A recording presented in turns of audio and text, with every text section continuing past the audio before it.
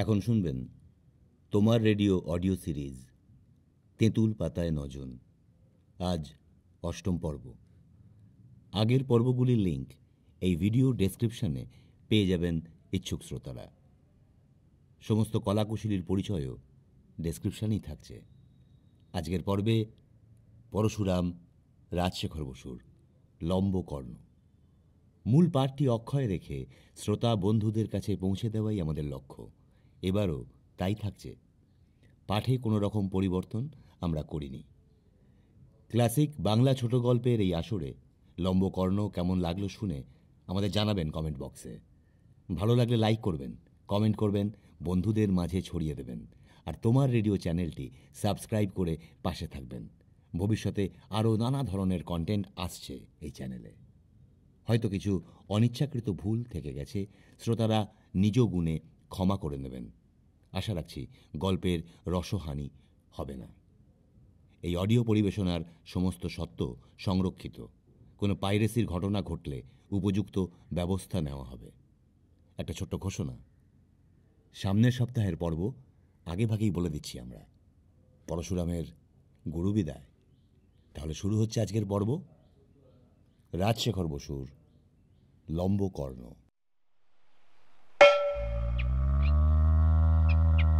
রায় বংশলোচন ব্যানার্জি বাহাদুর জমিন্দার and honorary magistrate Beleghata bench প্রত্যহ বৈকালে খালের ধারে হাওয়া খাইতে যান। 40 পার হইয়া ইনি একটু মোটা হইয়া পড়িয়াছেন।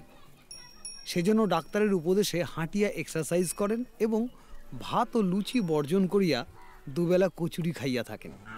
কিছুক্ষণ পায়চারি করিয়া বংশলোচনবাবু ক্লান্ত হইয়া খালের ধারে একটা ঢিপির উপর রুমাল বিছাইয়া বসিয়া পড়িলেন। ঘড়ি দেখিলেন 6:30 বাজিয়া গিয়াছে। জ্যৈষ্ঠ মাসের শেষ। সিলনে মনসুন পৌঁছিয়াছে। এখানেও যে কোনো দিন হঠাৎ ঝড় জল হওয়া বিচিত্র নয়। বংশলোচন উঠিবার জন্য প্রস্তুত হইয়া হাতের বর্মাচুরুটে একবার জোরে টান দিলেন। এমন সময় বোধ হইল কে যেন পিছু হইতে তার জামার প্রান্ত ধরিয়া টানিতেছে এবং মিহি সুরে বলিতেছে।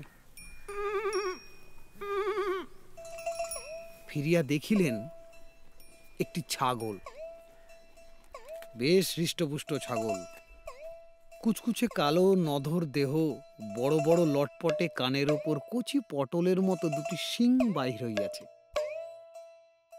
বয়স বেশি নয়, এখনো অজাত শস্য। বংশলোচন বলিলেন, আরে এটা কোথা থেকে এলো? কার পাঠা? কাকেও তো দেখছি না। ছাগল উত্তর দিল না। কাছে ঘেঁষিয়া লোলুপ নেত্রে তাহাকে পর্যবেক্ষণ করিতে লাগিল। বংশলোচন তাহার মাথায় ঠেলা দিয়া বলিলেন, যা পালা, ভাগই আছে। ছাগল পিছনের দুপায়ে ভর দিয়া দাঁড়াইয়া উঠিল এবং সামনের দুপা মুড়িয়া ঘাড় বাঁকাইয়া রায়বাহাদুরকে ঢু মারিল। রায়বাহাদুর কৌতুক বোধ করিলেন, ফের ঠেলা দিলেন। ছাগল আবার খাড়া হইয়া উঠিল এবং খপ করিয়া তাহার হাত হইতে চুরুটটি কাড়িয়া লইল। আহারান্তে বলিল, অর্থাৎ আর আছে? বংশলোচনের সিগার কেসে আর একটি মাত্র চুরুট ছিল। তিনি সেটি বাহির করিয়া দিলেন। ছাগলের মাথা ঘোরা, গা বমি বা অপর কোনো ভাব বৈলক্ষণ্য প্রকাশ পাইল না। দ্বিতীয় চুরুট নিঃশেষ করিয়া পুনরায় জিজ্ঞাসা করিল। বংশলোচন বলিলেন, আর নেই, তুইও যা, আমিও উঠি। ছাগল বিশ্বাস করিল না, পকেট তল্লাশ করিতে লাগিল। বংশলোচন নিরুপায় হইয়া চামড়ার সিগার কেসটি খুলিয়া ছাগলের সম্মুখে ধরিয়া বলিলেন, না বিশ্বাস হয় এই দেখ বাপু। ছাগল এক লম্ফে সিগার কেস কাড়িয়া লইয়া চর্বণ আরম্ভ করিল। রায়বাহাদুর রাগিবেন কি হাসিবেন স্থির করিতে না পারিয়া বলিয়া ফেলিলেন, আল্লাহ, অন্ধকার হইয়া আসিতেছে, আর দেরি করা উচিত নয়। বংশলোচন গৃহাভিমুখে চলিলেন। ছাগল কিন্তু তাহার সঙ্গ ছাড়িল না। বংশলোচন বিব্রত হইলেন। কার ছাগল, কি বৃত্তান্ত তিনি কিছুই জানেন না। নিকটে কোনো লোক নাই যে জিজ্ঞাসা করেন। ছাগলটাও নাছর বান্দা, তাড়াইলে যায় না, অগত্যা বাড়ি লইয়া যাওয়া ভিন্ন গত্যন্তর নাই। পথে যদি মালিকের সন্ধান পান ভালোই, নতুবা কাল সকালে যা হোক একটা ব্যবস্থা করিবেন। বাড়ি ফিরিবার পথে বংশলোচন অনেক খোঁজ লইলেন, কিন্তু কেহই ছাগলের ইতিবৃত্ত বলিতে পারিল না। অবশেষে তিনি হতাশ হইয়া স্থির করিলেন যে আপাতত নিজেই উহাকে প্রতিপালন করিবেন। হঠাৎ বংশলোচনের মনে একটা কাঁটা খচ করিয়া উঠিল। তাহার যে এখন পত্নীর সঙ্গে কলহ চলিতেছে, আজ 5 দিন হইল কথা বন্ধ। ইহাদের দাম্পত্য কলহ বিনা আড়ম্বরে নিষ্পন্ন হয়। সামান্য একটা উপলক্ষ, 2-4টি নাতিতীক্ষ্ণ বাক্যবান, তারপর দিনকতক অহিংস অসহযোগ, বাক্যালাপ বন্ধ। পরিশেষে হঠাৎ একদিন সন্ধি স্থাপন ও পুনর্মিলন। এরকম প্রায়ই হয়, বিশেষ উদ্বেগের কারণ নাই, কিন্তু আপাতত অবস্থাটি সুবিধাজনক নয়। গৃহিণী জন্তু জানোয়ার মোটেই পছন্দ করেন না। বংশলোচনের একবার কুকুর পোষার শখ হইয়াছিল, কিন্তু গৃহিণীর প্রবল আপত্তিতে তাহা সফল হয় নাই। আজ একে কলহ চলিতেছে, তার উপর ছাগল লইয়া গেলে আর রক্ষা থাকিবে না। একে মনসা, তাই ধুনার গন্ধ। চলিতে চলিতে রায়বাহাদুর পত্নীর সহিত কাল্পনিক বাগযুদ্ধ আরম্ভ করিলেন। একটা পাঁঠা পুষিবেন, তাতে কার কি বলিবার আছে? তার কি স্বাধীনভাবে একটা শখ মিটাইবার ক্ষমতা নাই? তিনি একজন মান্যগণ্য সম্ভ্রান্ত ব্যক্তি। বেলেঘাটা রোডে তাহার প্রকাণ্ড অট্টালিকা, বিস্তর ভূসম্পত্তি। তিনি একজন খেতাবধারী অনারারি হাকিম। 50 টাকা পর্যন্ত জরিমানা, 1 মাস পর্যন্ত জেল দিতে পারেন। তাহার কিসের দুঃখ, কিসের নার্ভাসনেস? বংশলোচন বারবার মনকে প্রবোধ দিলেন, তিনি কাহারও তোয়াক্কা রাখেন না। বংশলোচন বাবুর বৈঠকখানায় যে সান্ধ্য আড্ডা বসে, তাহাতে নিত্য বহু সংখ্যক রাজা উজির বধ হইয়া থাকে। লাট সাহেব, সুরেন বারুজ্জে, মোহনবাগান, পরমার্থ তত্ত্ব, প্রতিবেশী অধরবুড়োর শ্রাদ্ধ, আলিপুরের নূতন কুমির, কোনো প্রসঙ্গই বাদ যায় না। সম্প্রতি 7 দিন ধরিয়া বাঘের বিষয়ে আলোচিত হইতেছিল। এই সূত্রে গতকল্য বংশলোচনের শ্যালক নগেন এবং দূরসম্পর্কের ভাগিনেও উদয়ের মধ্যে হাতাহাতির উপক্রম হয়। অন্যান্য সভ্য অনেক কষ্টে তাহাদিগকে নিরস্ত করেন। বংশলোচনের বৈঠকখানা ঘরটি বেশ বড় ও সুসজ্জিত, অর্থাৎ অনেকগুলি ছবি, আয়না, আলমারি, চেয়ার ইত্যাদি জিনিসপত্রে ভর্তি। প্রথমেই নজরে পড়ে একটি কার্পেটে বোনা ছবি। কালো জমির উপর আসমানি রঙের বিড়াল। যুদ্ধের সময় বাজারে সাদা পশম ছিল না, সুতরাং বিড়ালটির এই দশা হইয়াছে। ছবির নিচে সর্বসাধারণের অবগতির জন্য বড় বড় ইংরেজি অক্ষরে লেখা CAT, ক্যাট। তার নিচে রচয়িত্রীর নাম মানিনী দেবী, ইনি গৃহকর্ত্রী। ঘরের অপর দিকের দেওয়ালে একটি রাধাকৃষ্ণের তৈলচিত্র। কৃষ্ণ রাধাকে লইয়া কদমতলায় দাঁড়াইয়া আছেন। একটি প্রকাণ্ড সাপ তাহাদিগকে পাক দিয়া পিষিয়া ফেলিবার চেষ্টা করিতেছে, কিন্তু রাধাকৃষ্ণের ভ্রুক্ষেপ নাই, কারণ সাপটি বাস্তবিক সাপ নয়, ওমকার মাত্র। তাছাড়া কতকগুলি মেমের ছবি আছে। তাদের অঙ্গে সিল্কের ব্রাহ্ম শাড়ি এবং মাথায় কালো সুতার আলুলায়িত পরচুলা ময়দার কাই দিয়া আঁটিয়া দেওয়া হইয়াছে। তাহাদের মুখের দুরন্ত মেম মেম ভাব ঢাকা পড়ে নাই, সেজন্য জোর করিয়া নাক বিঁধাইয়া দেওয়া হইয়াছে। ঘরে দুটি দেওয়াল আলমারিতে চিনেমাটির পুতুল এবং কাচের খেলনা ঠাসা। উপরে শুইবার ঘরের 4টি আলমারি বোঝাই হইয়া যাহা বাড়তি হইয়াছে, তাহাই নিচে স্থান পাইয়াছে। ইহা ভিন্ন আরও নানা প্রকার আসবাব, যথা রাজা রানীর ছবি, রায় বাহাদুরের পরিচিত ও অপরিচিত ছোট বড় সাহেবের ফটোগ্রাফ, গিল্টির ফ্রেমে বাঁধানো আয়না, অ্যালমানাক, ঘড়ি, রায় বাহাদুরের সনদ, কয়েকটি অভিনন্দনপত্র ইত্যাদি আছে। আজ যথাসময়ে আড্ডা বসিয়াছে। বংশলোচন এখনও বেড়াইয়া ফেরেন নাই। তাহার অন্তরঙ্গ বন্ধু বিনোদ উকিল ফরাসের ওপর তাকিয়া ঠেস দিয়া খবরের কাগজ পড়িতেছেন। বৃদ্ধ কেদার চাটুর্য মহাশয় হুঁকা হাতে ঝিমাইতেছেন। নগেন ও উদয় অতি কষ্টে ক্রোধ রুদ্ধ করিয়া ওত পাতিয়া বসিয়া আছে, একটা ছুতা পাইলেই পরস্পরকে আক্রমণ করিবে। আর চুপ করিয়া থাকিতে না পারিয়া উদয় বলিল, যাই বলো, বাঘের মাপ কখনোই ল্যাচ শুদ্ধ হতে পারে না, তাহলে মেয়ে ছেলেদের মাপও চুল শুদ্ধ হবে না কেন? আমার বউয়ের বিনুনিটাই তো 3 ফুট হবে, তবে কি বলতে চাও বউ 8 ফুট লম্বা? নগেন বলিল, দেখ উদো, তোর বউয়ের বর্ণনা আমরা মোটেই শুনতে চাই না, বাঘের কথা বলতে হয় বল। চাটুর্য মহাশয়ের তন্দ্রা ছুটিয়া গেল, বলিলেন, আহা, তোমাদের এখানে কি বাঘ ছাড়া অন্য জানোয়ার নেই? এমন সময় বংশলোচন ছাগল লইয়া ফিরিলেন। বিনোদবাবু বলিলেন, বাবা, বেশ পাঠাটি তো, কত দিয়ে কিনলে হে? বংশলোচন সমস্ত ঘটনা বিবৃত করিলেন। বিনোদ বলিলেন, বেওয়ারিশ মাল বেশি দিন ঘরে না রাখাই ভালো, সাবার করে ফেলো, কাল রবিবার আছে, লাগিয়ে দাও। চাটুর্য মশাই ছাগলের পেট টিপিয়া বলিলেন, দিব্যি পুরুষ্টু পাঁঠা, খাসা কালিয়া হবে। নগেন ছাগলের উড়ু টিপিয়া বলিল, হাঁড়ি কাবাব, একটু বেশি করে আদা বাটা আর পেঁয়াজ। উদয় বলিল, ও, আমার বউ ऐसा গুলি কাবাব করতে জানে। নগেন ভ্রুকুটি করিয়া বলিল। উদো আবার। বংশলোচন বিরক্ত হইয়া বলিলেন, আচ্ছা, তোমাদের কি জন্তু দেখলেই খেতে ইচ্ছে করে? একটা নিরীহ অনাথ প্রাণী আশ্রয় নিয়েছে, তা কেবল কালিয়া আর কাবাব। ছাগলের সংবাদ শুনিয়া বংশলোচনের ৭ম বর্ষীয়া কন্যা টেপি এবং সর্বকনিষ্ঠ পুত্র ঘেন্টু ছুটিয়া আসিল। ঘেন্টু বলিল, ও বাবা, আমি পাঁঠা খাবো, পাঁঠার।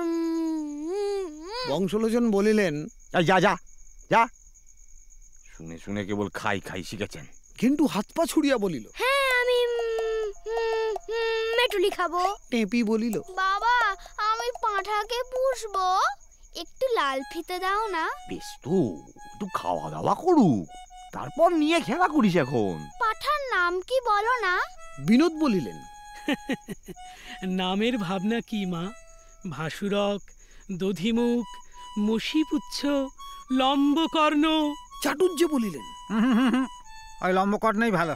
বংশলোচন কন্যাকে একটু অন্তরালে লইয়া গিয়া জিজ্ঞাসা করিলেন, টেপু, তোর মা এখন কি করছে রে? এক্ষুনি তো কল ঘরে গেছে। ঠিক জানিস? যা, তাহলে 1 ঘন্টা নিশ্চিন্তি। দেখ, ঝিকে বল চট করে ঘোড়ার ভেজানো ছোলা চারটি এনে এই বাইরের বারান্দায় যেন ছাগলটাকে খেতে দেয়।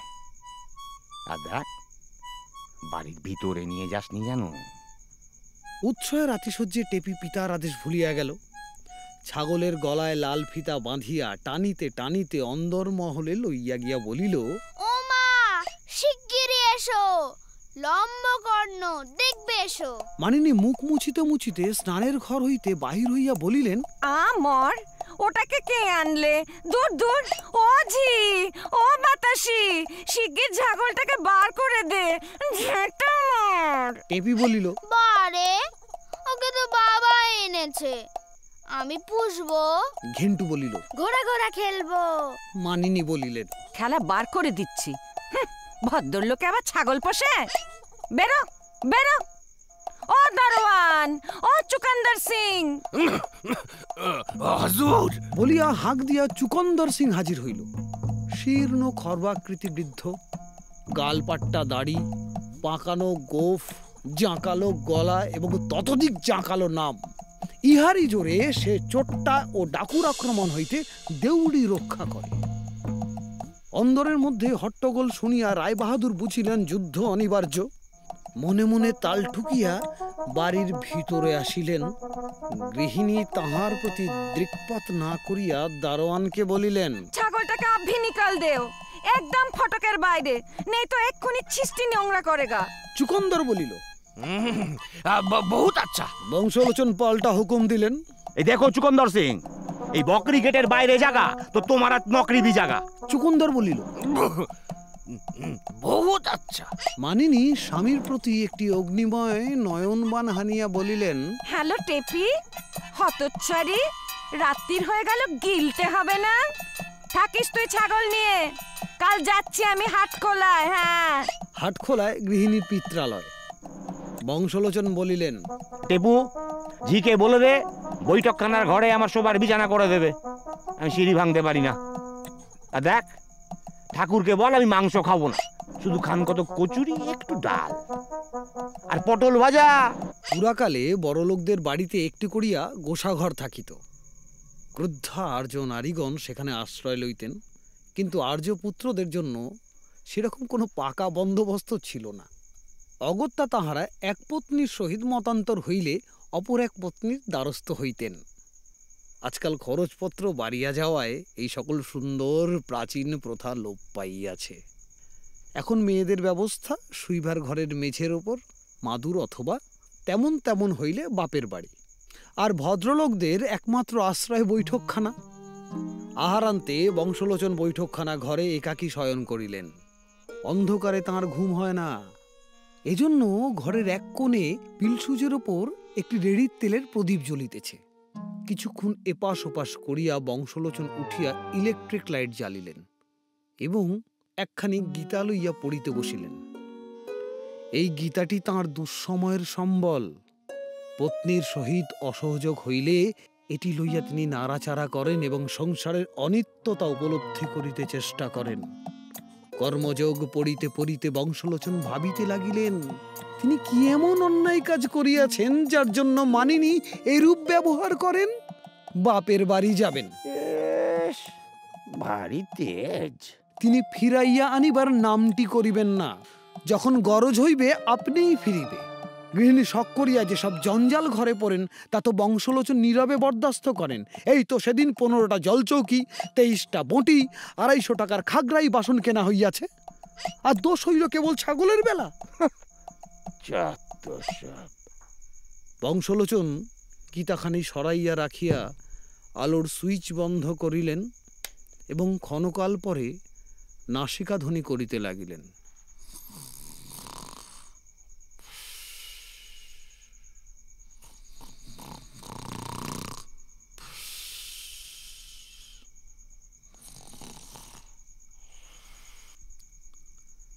লম্বকর্ণ বারান্দায় শুইয়া রোমন্থন করিতেছিল। 2টি বার্মা চুরুট খাইয়া তার মাথার ঘুম চটিয়া গিয়াছে। রাত্রি 1টা আন্দাজ জোরে হাওয়া উঠিল। ঠান্ডা লাগায় সে বিরক্ত হইয়া উঠিয়া পড়িল। বৈঠকখানা ঘর হইতে মিটমিটে আলো দেখা যাইতেছে। লম্বকর্ণ তাহার বন্ধনরজ্জু চিবাইয়া কাটিয়া ফেলিল এবং দরজা খোলা পাইয়া নিঃশব্দে বৈঠকখানায় প্রবেশ করিল। আবার তাহার ক্ষুধা পাইয়াছে। ঘরের চারিদিকে ঘুরিয়া একবার তদারক করিয়া লইল। ফরাসের এক কোণে একগোছা খবরের কাগজ রহিয়াছে। চিবাইয়া দেখিল অত্যন্ত নিরস। অগত্যা সে গীতার 3 অধ্যায় উদরস্থ করিল। গীতা খাইয়া গলা শুকাইয়া গেল। একটা উঁচুতে পায়ার ওপর এক কুজো জল আছে, কিন্তু তাহা নাগাল পাওয়া যায় না। লম্বকর্ণ তখন প্রদীপের কাছে গিয়া রেড়ির তেল চাখিয়া দেখিল বেশ সুস্বাদু। চকচক করিয়া সবটা খাইল। প্রদীপ নিবিল। বংশলোচন স্বপ্ন দেখিতেছেন। সন্ধি স্থাপন হইয়া গিয়াছে। হঠাৎ পাশ ফিরিতে তাহার একটা নরম গরম স্পন্দনশীল স্পর্শ অনুভব হইল। নিদ্রা বিজড়িত স্বরে বলিলেন,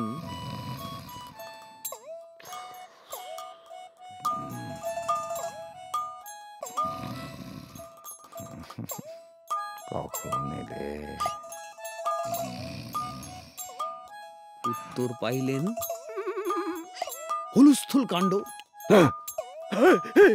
চোর চোর চোর, আরে বাঘ হ্যায়, আরে বাবা রে, চুকন্দর সিং, চুকন্দর সিং, জলদি आओ জলদি आओ, ওরে বাবা, ও নগেন, ও নগেন, ও উদো, আরে শিগগিরই আয় রে, আমাকে মেরে ফেললো রে, ওরে বাবা রে, বাঘ নাকি, ও চুকন্দর, জলদি आओ। চুকন্দার তার মুঙ্গেরি বন্দুকে বারুদ ভরিতে লাগিল। নগেন ও উদয় লাঠি, ছাতা, টেনিস ব্যাট যা পাইল তাই লইয়া ছুটিল। মানিনী ব্যাকুল হইয়া হাঁপাইতে হাঁপাইতে নামিয়া আসিলেন। বংশলোচন ক্রমেই প্রকৃতিস্থ হইলেন। লম্বকর্ণ 2-1 ঘা মার খাইয়া করিতে লাগিল। বংশলোচন ভাবিলেন বাঘ বরঞ্চ ছিল ভালো। মানিনী ভাবিলেন ঠিক হয়েছে। ভোরবেলা বংশলোচন চুকন্দরকে পাড়ায় খোঁজ লইতে বলিলেন, কোনো ভালা আদমি ছাগল পুষিতে রাজি আছে কিনা। যে সে লোককে তিনি ছাগল দিবেন না, এমন লোক চাই যে যত্ন করিয়া প্রতিপালন করিবে, টাকার লোভে বেচিবে না, মাংসের লোভে মারিবে না। 8টা বাজিয়াছে। বংশলোচন বহির্বাটির বারান্দায় চেয়ারে বসিয়া আছেন, নাপিত কামাইয়া দিতেছে। বিনোদবাবু ও নগেন অমৃতবাজারে ডালহৌসি ভার্সেস মোহনবাগান পড়িতেছেন। উদয় ল্যাংড়া আমের দর করিতেছে। এমন সময় চুকন্দর আসিয়া সেলাম করিয়া বলিল, লাটুবাবু আয়ে হে। 3 জন সহচরের সহিত লাটুবাবু বারান্দায় আসিয়া নমস্কার করিলেন। তাহাদের প্রত্যেকের বেশভূষা প্রায় এক প্রকার। ঘাড়ের চুল আমূল ছাঁটা, মাথার ওপর পর্বতাকার তেড়ি, রগের কাছে দুগছা চুল ফনা ধরিয়া আছে। হাতে রিস্টওয়াচ, গায়ে আগুলফলম্বিত পাতলা পাঞ্জাবি, তার ভিতর দিয়া গোলাপি গেঞ্জির আভা দেখা যাইতেছে। পায়ে লপেটা, কানে অর্ধদগ্ধ সিগারেট। বংশলোচন বলিলেন, আপনাদের কোত্থেকে আসা হচ্ছে? লাটুবাবু বলিলেন, আমরা বেলেঘাটা কেরাসিন ব্যান্ড, এই ব্যান্ড মাস্টার লটবর লন্দি অধীন, লোকে লাটুবাবু বলে ডাকে। শুনুম আপনি একটা পাঁঠা বিলিয়ে দেবেন, তাই সঠিক খবর নিতে এসেছি। বিনোদ বলিলেন, তা আপনারা বুঝি কানেস্তারা বাজান? কানেস্তারা কি মশাই, দস্তুর মতো কলসাট। এই ইনি লবিন লিওগি ক্ল্যারিয়নেট, এই লরহরি লাগ ফুলট, এই লবকুমার লন্দন বেলা, তাছাড়া করলেট, পিকলু, হারমোনিয়া, ঢোল, কত্তাল সব দিয়ে 19 জন আছি। বর্মা অয়েল কোম্পানির ডিপোয় আমরা কাজ করি। ছোট সাহেবের সেদিন বিয়ে হলো, ফিস্টি দিলে আমরা বাজালু। সাহেব খুশি হয়ে টাইটেল দিলে কেরাসিন ব্যান্ড। দেখুন, আমার একটি ছাগল আছে, সেটি আপনাকে দিতে পারি, কিন্তু আমরা হলুম 19টি প্রালি। একটা পাঠায় কি হবে মশাই? কি বলো হে লরহরি? লাসি লাসি। আমি এই শর্তে দিতে পারি যে ছাগলটিকে আপনি যত্ন করে মানুষ করবেন, বেচতে পাবেন না, মারতে পারবেন না। এ যে আপনি নতুন কথা বলছেন মশাই। ভদ্রলোকে কখনো ছাগল পোষে? পাঠি লয় যে দুধ দেবে, পাখি লয় যে পড়বে, ভেড়া লয় যে কম্বল হবে। সে যাই হোক, বাজে কথা বলবার আমার সময় নেই। নেবেন কিনা বলুন। লাটুবাবু ঘাড় চুলকাইতে লাগিলেন। নরহরি বললেন, লিয়ে লাও হে লাটু বাবু, লিয়ে লাও। ভদ্রলোক বলছেন অত করে। কিন্তু মনে থাকে যেন, বেচতে পারবে না, কাটতে পারবে না। সে আপনি ভাববেন না, লাঠু লন্দির কথার লড়চড় নেই। লম্বকর্ণকে লইয়া বেলেঘাটা কেরাসিন ব্যান্ড চলিয়া গেল। বংশলোচন বিমর্ষ চিত্তে বলিলেন, এই বেটাদের দিয়ে বর্ষা হচ্ছে না। বিনোদ আশ্বাস দিয়া বলিলেন, ভেবো না হে, তোমার পাঁঠা গন্ধর্ব লোকে বাস করবে। ফাঁকে পড়লুম আমরা। সন্ধ্যার আড্ডা বসিয়াছে। আজও বাঘের গল্প চলিতেছে। চাটুর্য মহাশয় বলিতেছেন, সেটা তোমাদের ভুল ধারণা। বাঘ বলে একটা ভিন্ন জানোয়ার নেই, ও একটা অবস্থার ফের। আরশোলা হতে যেমন কাঁচ পোকা। আজই তো প্রায় আরও এমনি শিখেছে। আমাদের ওসব ছেলেবেলা থেকেই জানা আছে। হ্যাঁ, আমাদের রায় বাহাদুর ছাগলটা বিদায় করে খুব ভালো কাজ করেছেন। কেটে খেয়ে ফেলতেন তো কথাই ছিল না, কিন্তু বাড়িতে রেখে বাড়তে দেওয়া। বংশলোচন একখানি নূতন গীতা লইয়া নিবিষ্ট চিত্তে অধ্যয়ন করিতেছেন। নায়ং ভূত্বা ভবিতা বা ন ভুগ, অর্থাৎ কিনা আত্মা একবার হইয়া আর যে হইবে না তা নয়। অজ নিত্য, অজ কিনা ছাগলং, ছাগলটা যখন বিদায় হইয়াছে তখন আজ সন্ধিস্থাপনা হইলেও হইতে পারে। বিনোদ বংশলোচনকে বলিলেন, হে কৌন্তেয়, তুমি শ্রী ভগবানকে একটু থামিয়ে রেখে একবার চাটুর্যে মশায়ের কথাটা শোনো, মনে বল পাবে। উদয় বলিল, আমি সেবার যখন সিমলে যাই। মিছে কথা বলিস নে উদো, তোর দৌড় আমার জানা আছে লিলুয়া অবধি। বাহ, আমার দাদা শ্বশুর যে সিমলেই থাকতেন, বউ তো সেখানেই বড় হয়, তাই তো রং অত। খবরদার উদো। যা বলছিলুম শোন, আমাদের মজিলপুরের চরণ ঘোষের এক ছাগল ছিল, তার নাম ভুটে। বেটা খেয়ে খেয়ে হলো ইয়া লাশ, ইয়া শিং, ইয়া দাড়ি। একদিন চরণের বাড়িতে ভোজ, লুচি, পাঁটার কালিয়া, এইসব। আজ আবার সময় দেখি ভুটে পাঁটার মাংস খাচ্ছে। বললুম, দেখছো কি চরণ, এখনই ছাগলটাকে বিদায় করো, কাচ্চা বাচ্চা নিয়ে ঘর করো, প্রাণে ভয় নেই। চরণ শুনলে না, গরিবের কথা, বাসি হলে ফলে। তার পরদিন থেকে ভুটে নিরুদ্দেশ। খোঁজ খোঁজ, কোথা গেল? 1 বছর পরে মশাই সেই ছাগল সদর বনে পাওয়া গেল। শিং নেই বললেই হয়, দাড়ি প্রায় খসে গেছে, মুখ একেবারে হাঁড়ি, বর্ণ হয়েছে যেন কাঁচা হলুদ, আর তার উপর দেখা দিয়েছে মশাই আজি আজি ডোরা ডোরা। ডাকা হলো, ভুটে ভুটে। ভুটে বললে হালুম। লোকজন দূর থেকে নমস্কার করে ফিরে এলো। লাটুবাবু আয়ে। সপারিষদ লাটুবাবু প্রবেশ করিলেন, লম্বকর্ণও সঙ্গে আছে। বিনোদ বলিলেন, কি ব্যান্ড মাস্টার, আবার কি মনে করে? লাটুবাবুর আর সে লাবণ্য নাই, চুল উস্কো খুস্কো, চোখ বসিয়া গিয়াছে, জামা ছিঁড়িয়া গিয়াছে। সজল নয়নে হাউমাউ করিয়া বলিলেন, সর্বনাশ হয়েছে মশাই, ধনে প্রাণে বেড়েছে।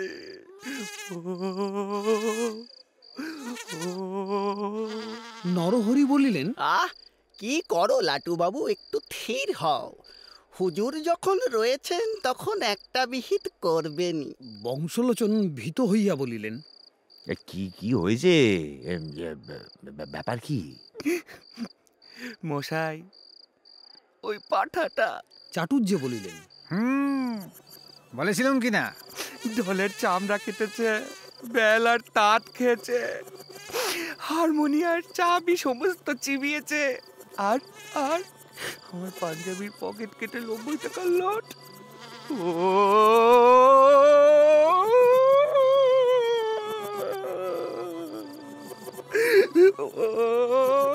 গিলে ফেলেছে।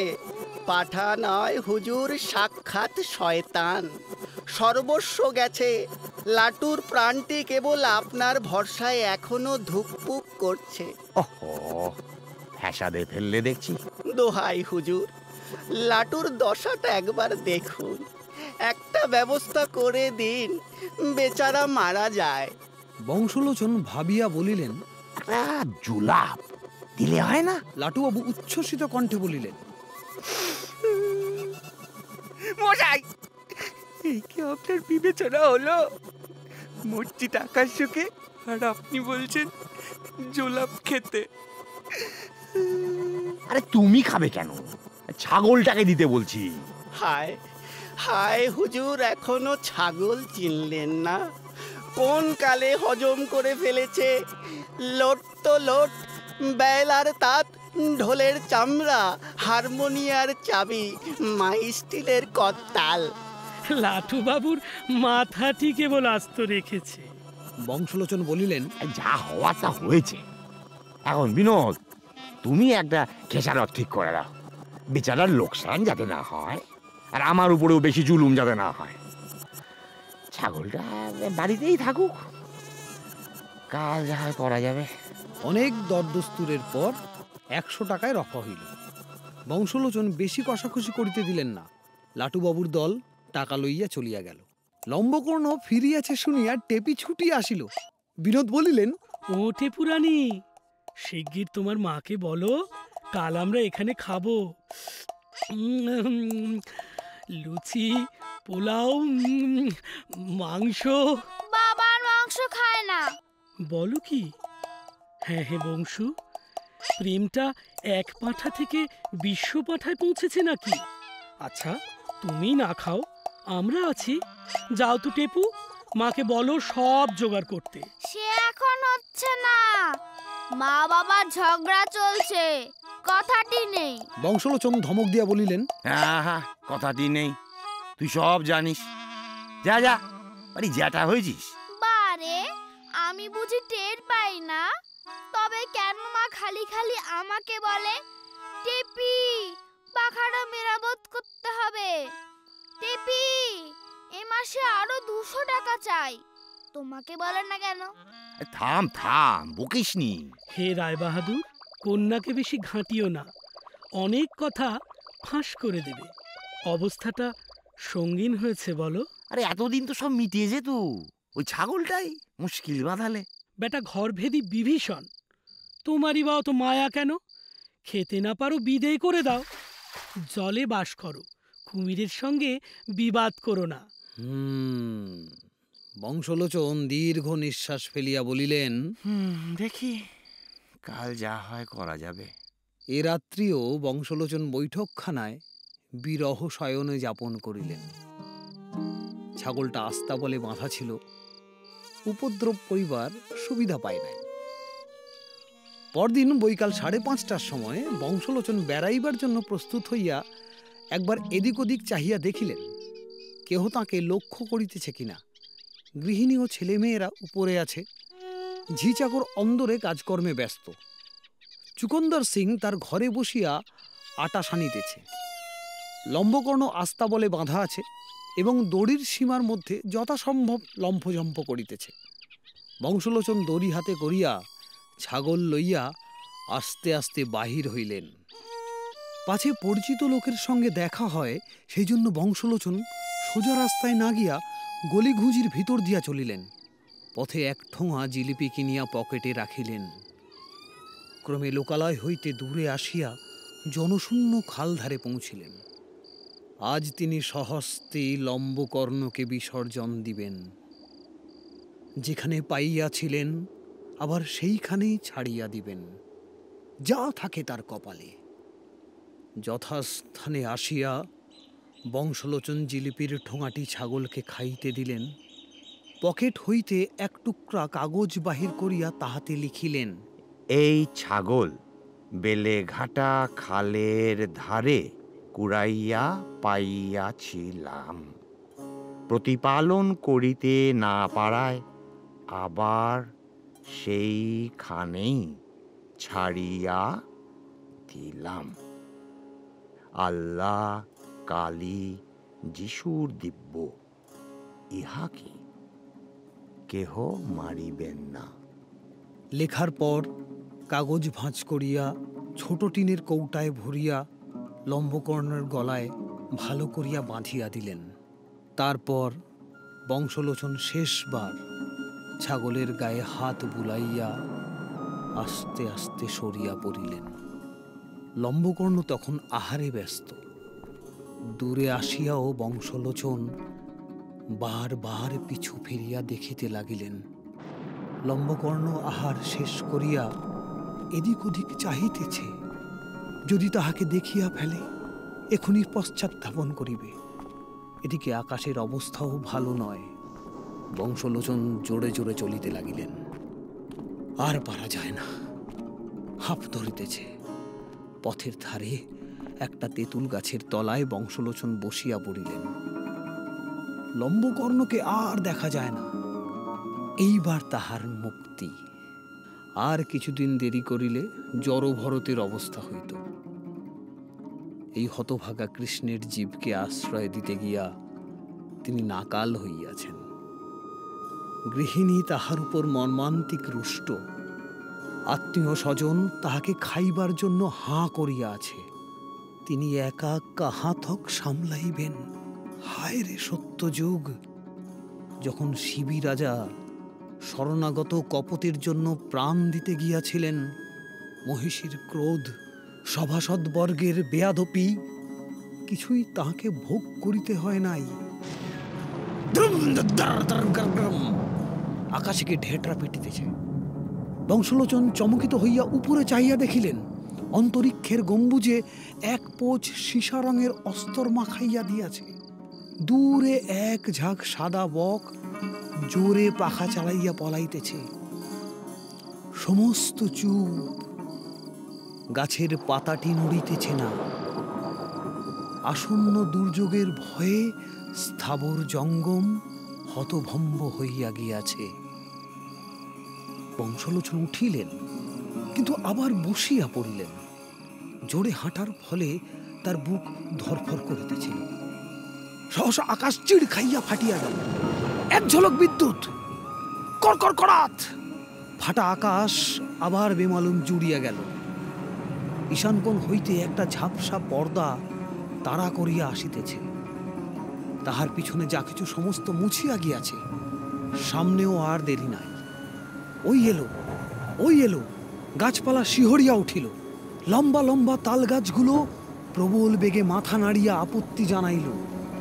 কাকের দল আর্তনাদ করিয়া উড়িবার চেষ্টা করিল, কিন্তু ঝাপটা খাইয়া আবার গাছের ডাল আঁকড়াইয়া ধরিল। প্রচন্ড ঝড়, প্রচন্ডতর বৃষ্টি, যেন এই নগণ্য উইঢিবি এই ক্ষুদ্র কলিকাতা শহরকে ডুবাইবার জন্য স্বর্গের ৩৩ কোটি দেবতা ষাঁড় বাঁধিয়া বড় বড় ভৃঙ্গার হইতে তোড়ে জল ঢালিতেছেন। মোটা নিরেট জলধারা, তাহার ফাঁকে ফাঁকে ছোট ছোট ফোঁটা, সমস্ত শূন্য ভরাট হইয়া গিয়াছে। মান ইজ্জত, কাপড় চোপড় সবই গিয়াছে। এখন প্রাণটা রক্ষা পাইলে হয়। হারে হতভাগা ছাগল, কি কুক্ষণে! বংশলোচনের চোখের সামনে একটা উগ্র বেগুনি আলো খেলিয়া গেল।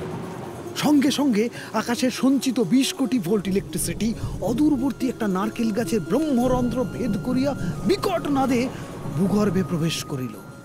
রাশি রাশি সরিষার ফুল, জগৎ লুপ্ত। তুমি নাই, আমি নাই। বংশলোচন সংজ্ঞা হারাইয়াছেন।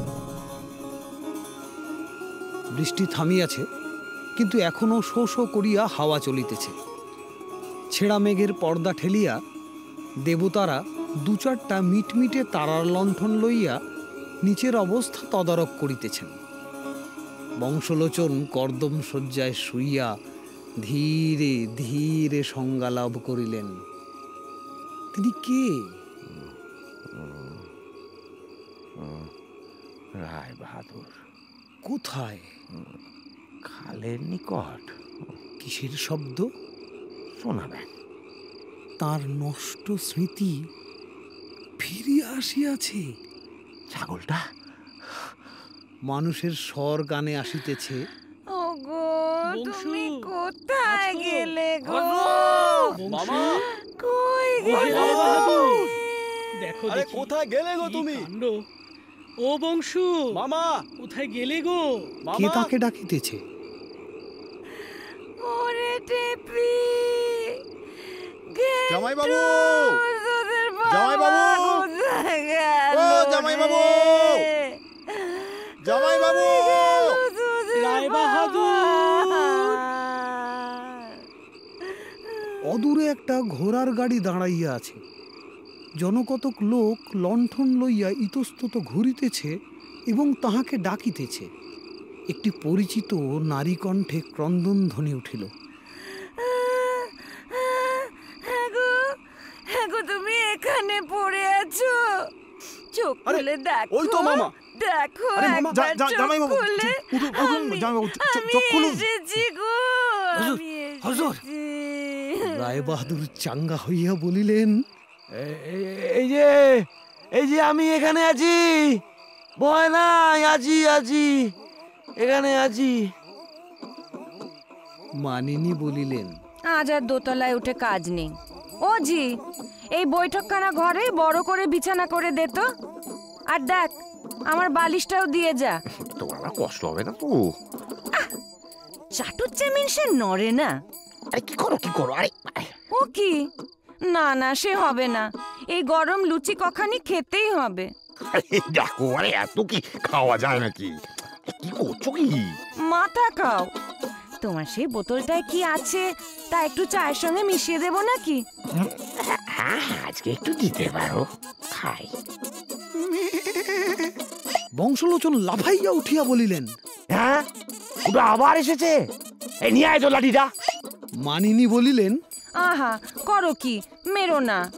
ও বেচারা বৃষ্টি থামতেই ফিরে এসে তোমার খবর দিয়েছে, তাইতেই তোমায় ফিরে পেলুম।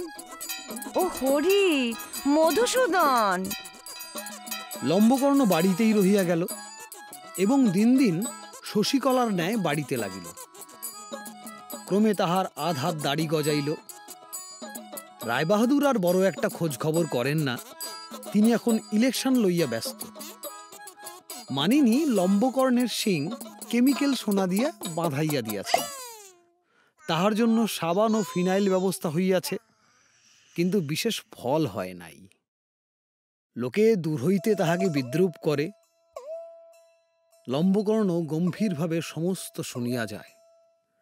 নিতান্ত বাড়াবাড়ি করিলে বলে, ব্যাঁ ব্যাঁ, অর্থাৎ যত ইচ্ছা হয় বকিয়া যাও, আমি ওসব গ্রাহ্য করি না।